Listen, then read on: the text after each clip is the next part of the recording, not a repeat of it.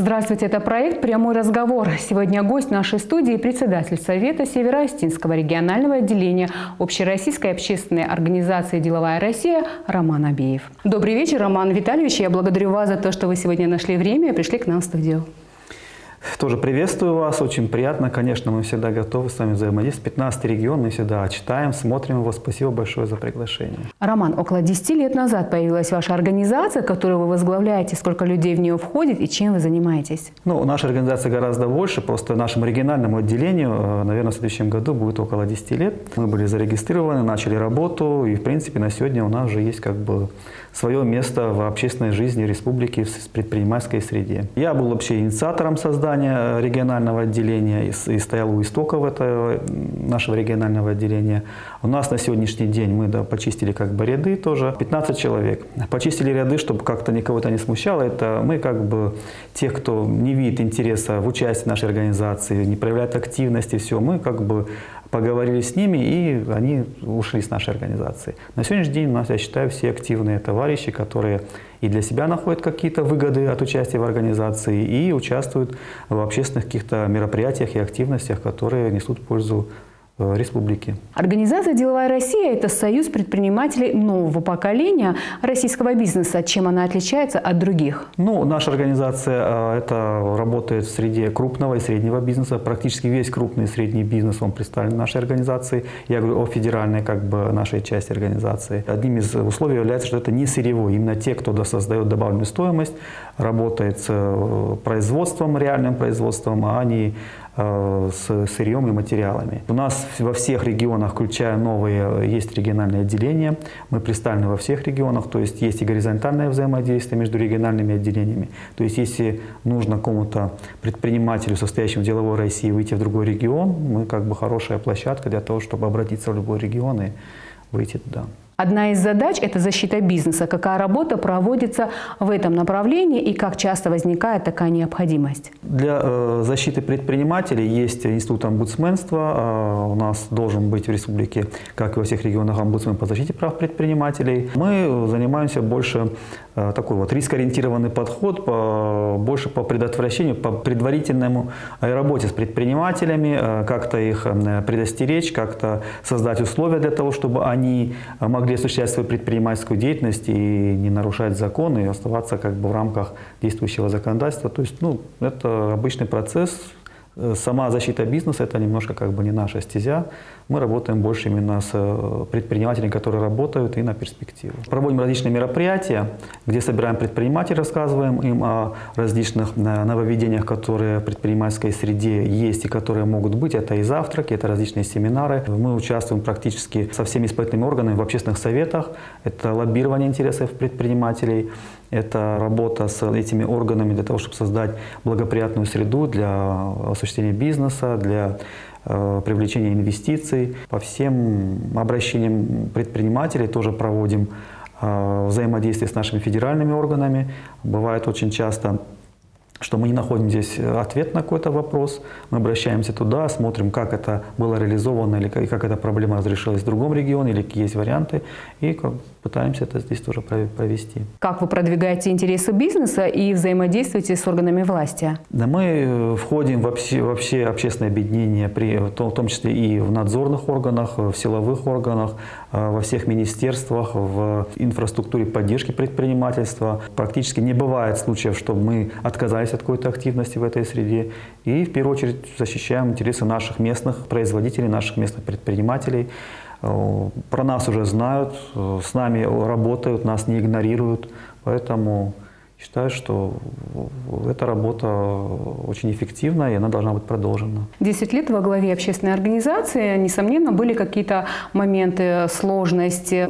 Что было самое такое сложное, запоминающееся за эти 10 лет? Наверное, вначале какие-то иллюзии слетели, когда мы зарегистрировали общественную организацию, начали рассказывать предпринимателям о тех преимуществах. Это такой большой профсоюз для того, чтобы каждый предприниматель мог защитить свои интересы, мог взаимодействовать с другими предпринимателями и получить какие-то выгоды от этого. Не все были готовы взаимодействовать и с государством, и с нами, потому что многие предприниматели, у них вообще зона безубыточности находится в серой зоне. И не все готовы показывать свою работу, не все готовы взаимодействовать с государством, быть открытыми. И вот это, наверное, был первый как бы такой вот шок, что полное игнорирование государства или общественных объединений, которые в их глазах ассоциируются с государством. И нам пришлось проделать большую работу, это в том числе вот эти неформальные мероприятия, те же завтраки, те же какие-то круглые столы, семинары. Формировался такой костяк предпринимателей, которые выдают какие-то идеи, мы их пытаемся дальше завернуть в какую-то уже инициативу, в документ, то есть мы продолжаем эту работу по тем инициативам, которые есть, то есть какая-то работа уже вот ведется. Роман, на ваш взгляд, в республике созданы благоприятные условия для развития бизнеса? Вопрос сложный, но в большинстве своем, наверное, в нашем регионе, как и в других регионах России, не все так просто. Причем ко всем проблемам нужно подходить комплексно. Когда у нас говорят, мы сейчас замерим индекс, национальный рейтинг инвестиционной привлекательности, и мы получим какую-то картину. Это не всегда дает какую-то объективную картину для бизнеса. Хороший рейтинг инвестиционный не означает, что инвестиции сейчас туда пойдут. Есть другие обстоятельства. То есть нужно анализировать инвест-урожай. То есть кто туда вложился и использовал вот эти условия, которые созданы для инвестиций. И это касается не только инвестиционного рейтинга, это касается законодательства. Мы сейчас знаем, что у нас власть в основном надзорная, и надзор большей части носит не регулятивный такой вот характер, а запретительный. То есть гораздо проще что-то запретить, что-то не разрешить, вместо того, чтобы грамотно это отрегулировать. Вызывает большие вопросы, когда нам говорят, что у нас очень хорошо, у нас там ковидные года, у нас года СВО, в то же время у нас сборы по налогам очень хорошо исполняются, рост идет. И когда я спрашиваю, а за счет чего идет этот рост, они говорят, вот мы из серой зоны выводим, а где рост валового регионального продукта, или, допустим, эти тучные года у наших банков, которые тоже воспользовались этой ситуацией, цифровизацией, и фактически очень часто это происходит за счет бизнеса. И многие уходят в серую зону, перестают пользоваться наличкой. Тем более сейчас у нас новые изменения будут в финансовой сфере. Это введение цифрового рубля. Мы, кстати, семинары будем проводить и по цифровому рублю, по искусственному интеллекту. И вот в этой ситуации хочется, чтобы вот эта дорога была в два конца, не только в сторону наших властей, банков и надзора, но и тоже в интересах предпринимателей тоже. Очень бы хотелось поговорить с вами об инвестклимате в республике и механизмах государственной поддержки бизнеса. Я хочу сказать, что у нас в республике относительно нормально с этим обстоит дело. Хочу похвалить действительно наше Министерство экономики, инфраструктуру поддержки бизнеса. Они выстроили очень хорошую систему. Если было больше средств, конечно, с нашим бизнесом, потому что это даже на бытовом уровне, когда мы общаемся с предпринимателями, спрашиваем, мы им говорим, а вот фонд поддержки предпринимательства или вот такой-то орган, вы обращались? Они, да, вот они мне помогли. То есть это уже звучит на повседневном бытовом уровне, это реальная помощь, это неформальная что-то. Действительно, когда заходит речь о поддержке или об инвестициях, в первую очередь говорят, что вот нужно обратиться туда, то есть инструмент работает. Инвестклимат, опять же хочу сказать, что в большинстве своем показателем должно быть именно наличие инвестиций, а не самого инвестклимата. Среди предпринимателей, я сам являюсь предпринимателем, не налоги играют решающую роль, а именно какой-то излишний надзор.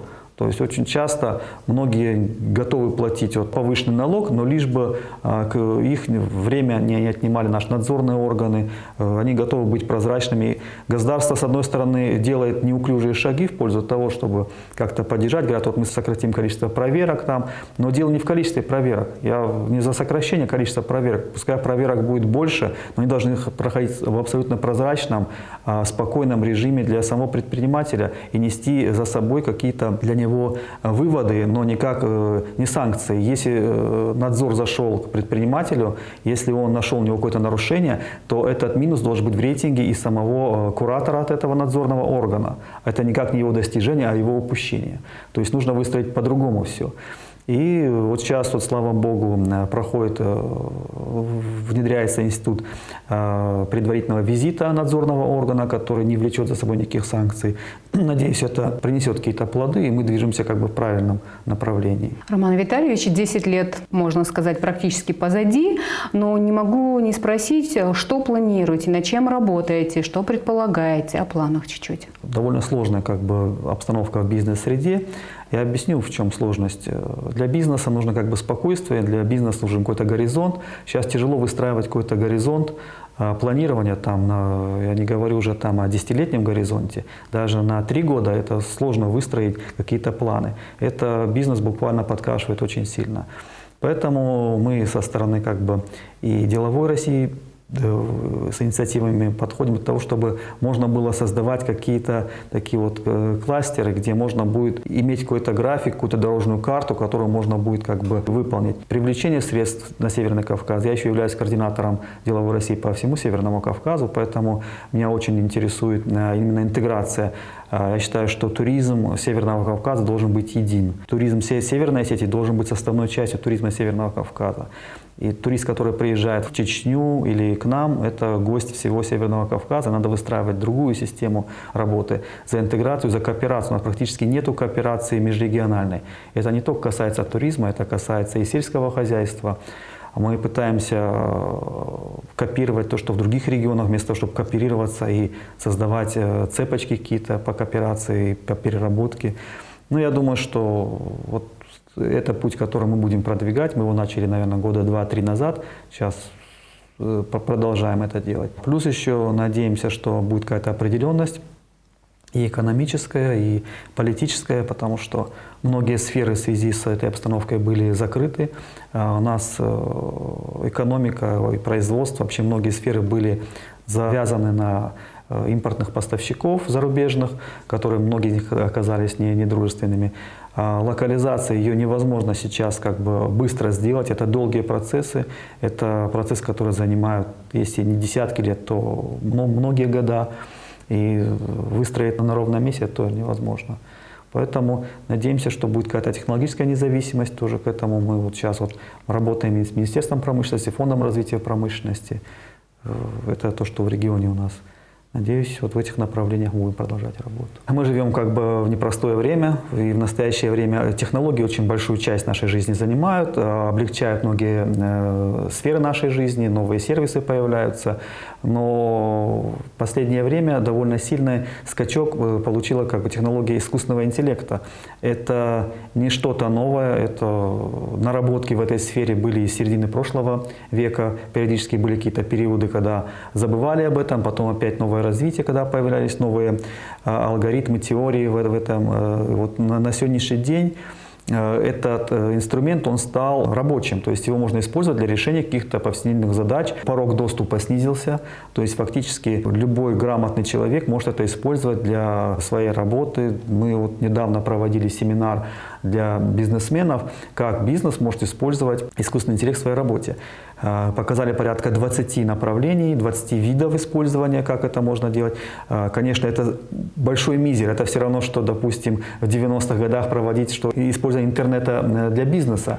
То есть тогда наши сервисы были бы вот такие вот, а не то, что мы сегодня видим, что фактически он заполнил все. Все взаимодействие, которое есть, оно проходит большинство через интернет. То же самое искусственный интеллект. И бизнесу, и рядовым гражданам нужно знать про это. Он несет к себе, это как любой инструмент, какие-то плюсы, но в то же время какие-то опасности. Нужно предугадывать, смотреть, использовать в своей работе. И вообще вот жизнь настолько быстро меняется, что нужно приспосабливаться. Если кто-то не приспособится вовремя к этому, у него не будет того преимущества, которое дают эти технологии. А про них нужно рассказывать. Я бы вообще в детском саду уже начал про них говорить. Потому что порог сейчас очень низкий. То есть можно фактически любой человек, который пользуется как пользователь любым инструментом, это и сотовый телефон, компьютер, он может использовать это для своих каких-то задач. И эти задачи, которые могут дать ему преимущество освободить от какой-то рутинной работы, дать преимущество в бизнесе. Я считаю, что предприниматели должны с этим работать, тем более вот эти системы позволяют анализировать большие объемы данных, и анализ больших объемов данных дает такое ключевое преимущество, что можно не просто целевую аудиторию выбрать и продать какую-то свою услугу или товар вот этой аудитории, а то, что можно это буквально сделать локально на каждого как бы потенциального пользователя, потенциального клиента. И точно так же и до вас могут достучаться. Не факт, что из-за этого вы купите самый лучший продукт, и вы должны понимать, что у вас есть как бы другие способы для того, чтобы использовать эти инструменты. Поэтому считаю, что предпринимателям и рядовым гражданам надо про это знать. Технология блокчейн – это не новая технология. Все, наверное, слышали про пресловутый там биткоин или криптовалюты. Это был такой и сейчас является большим пузырем технологий. Но на самом деле это очень перспективные технологии. Это все равно, что в начале нулевых годов или в конце 90-х был бум доткомов. Дотком – это компании, которые работают в интернете. Стоило заявить компании, выходящей на рынок, на биржевой рынок, что она является дотком, как ее акции в разы могли увеличиться стоимость. Потом все это лопнуло, акции упали очень сильно. Но в долгосрочной перспективе именно доткомы стали самыми дорогими компаниями. То есть именно интернет-компании, именно информационные компании, они самые дорогие, то есть технология, в принципе, она свое все равно берет. То же самое с технологией блокчейн. То есть да, пузырь, да, он как бы лопнул, но сама технология, она несет большие перспективы. Это мировая тенденция. У нас в стране с 1 августа официальный статус уже имеет крипторубль. Цифровые финансовые активы выпускаются. Что такое крипторубль? Это третья форма денег, то есть есть наличные, которые у вас в кармане, есть безналичные, которые у вас хранятся на счету в банке, вы можете как-то переводить их кому-то или использовать в расчетах. И появляется вот это третье, это именно цифровой рубль. В чем его разница? Разница в том, что, допустим, когда вы переводите свои деньги, допустим, товарищу, это на самом деле целая цепочка транзакций, то есть вы формируете поручение банку, чтобы он с вашего счета списал и перевел туда. Банки сами регулируют, там есть специальные клиринговые палаты или способом взаиморасчетов, или через Центробанк, то есть это проходит в прозрачном режиме, но это большая цепочка, и вы зависите от банков. То есть ваши деньги попадут к этому вашему партнеру или нет.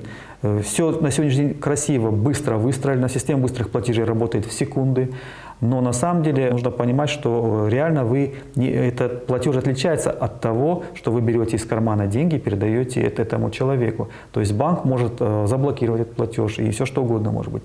Вот цифровой рубль – это аналог наличных денег, но он в цифровой форме. То есть это какой-то код, который имеет защиту, который нельзя подделать, в принципе. И можно передавать, не используя каких-то посредников, банки или какие-то финансовые организации, чтобы передать от одного человека или от одной организации в другой. Банк нас очень сильно к этому подвигает. Это, конечно, удобно, вместо того, чтобы проводить большую эмиссию, печатать эти деньги, следить за контролем налички, куда она идет, собирать через банкоматы эти деньги, потом все это. То есть это огромная инфраструктура, огромные расходы, а тут можно в цифровой форме это быстро делать. Но это несет большие опасности. На сегодняшний день государство, нас люди привыкли не доверять государству, поэтому, наверное, в данном случае я тоже не доверяю государству. Ситуация в следующем, что да, на самом деле сегодня это будет в прозрачном режиме, мы сможем передавать спокойно друг другу, но между строк тоже Центробанк упоминает, что вот эти транзакции можно будет отменить. То есть если какая-то транзакция не понравится в этой сети, что якобы технология, это все равно, что у вас наличные деньги, а банк объявит, что вот эти деньги были неправильно вами получены, поэтому они стали фальшивыми, мы вот этот номер не принимаем. Представьте ситуацию, это, конечно, подорвет доверие к цифровым деньгам. Плюс еще это первый шаг к тому, чтобы в пользование попали так называемые окрашенные деньги. То есть вы получили зарплату, но это не полноценные такие рубли, которые можно использовать на все, что вы захотите. Это можно будет использовать, допустим, на 50 рублей на покупку хлеба, или продуктов питания, это на коммунальные услуги, это на что-то еще. Для государства это удобно, то есть это практически не нужен будет какой-то бюджетный контроль, не нужно будет. Это аналоги тех же самых талонов на какие-то продукты, которые будут выдаваться. Но вы не сможете это использовать, допустим, на развлечение или какой-то лимит может быть. То есть очень легко перейти от внедрения сегодняшнего формата этих цифровых рублей к этому. Цифровые финансовые активы, в принципе, то же самое. То есть многие ценные бумаги, акции, облигации, они не имеют бумажной формы. они хранятся в специальных организациях, которые ведут их учет. И то же самое, когда вы передаете эту акцию, там записи переходят с одного владельца на другого. А цифровые финансовые активы точно так же напрямую можно будет передавать, то есть не нужен будет посредник.